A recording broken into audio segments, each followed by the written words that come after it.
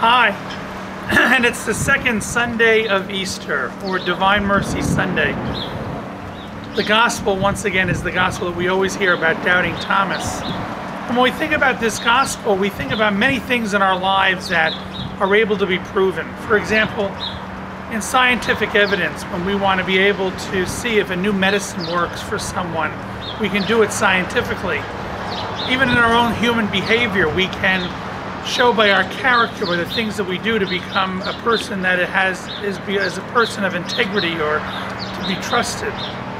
But then there are many things that we can't prove. For instance, when somebody miraculously is healed from a terminal illness, and especially with the resurrection. The resurrection can't be proved because there's no other way to prove that other than the fact that you and I, who are hopefully faithful disciples, can show people that Jesus lives inside of us. That is our greatest proof and testimony to the fact that Jesus has risen. Thomas wanted tangible proof. Thomas, in all of his humanity, was so upset, so down, so depressed about what had happened to Jesus that even when his best friends told him that Jesus had risen from the dead, he didn't want to believe it. He says, I won't believe it till I can put my hands into his wounds. So Jesus accommodated him on that. And Thomas fell to his knees in embarrassment and in complete humility and said, my Lord and my God, forgive me. And Jesus has that great line that we've heard. He goes, Thomas, he goes, blessed are those who have not seen but still believe. That is what you and I are challenged to really put into our hearts. That even though we haven't seen Jesus in body and blood, we do see him in body and blood through each other. And that's the story of Easter that we have to keep telling each other day in and day out. We do that in some of the simple acts that we do for other people. When we help someone that is in need, when we encourage someone that is down or depressed, when we forgive someone or reconcile with someone in our own lives.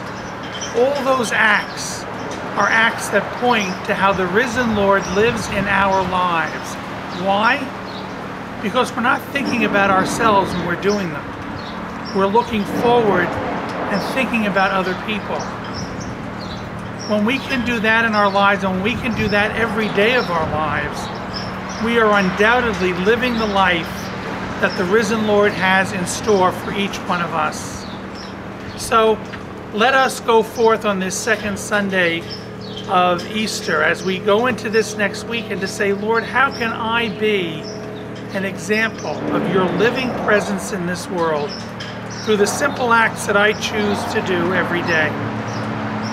We want to remind you that we have a mission coming up on the 6th, 7th, and 8th of May. And it's Father Fagan. Some of you may see him from TV. He says a lot of times the 9 o'clock Mass on television. And so he promises to be someone that'll be very interesting for us to listen to. And I also ask you to keep in our prayers our children that are going to be receiving First Communion and also our candidates for confirmation. They are coming up in the next couple of weeks. And so as they get closer to receiving those sacraments, I really ask that you pray to the Holy Spirit that their hearts and minds are open to receiving all that God has in store for them.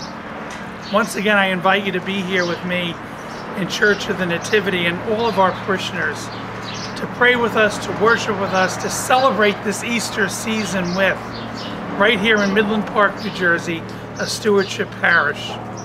God bless you.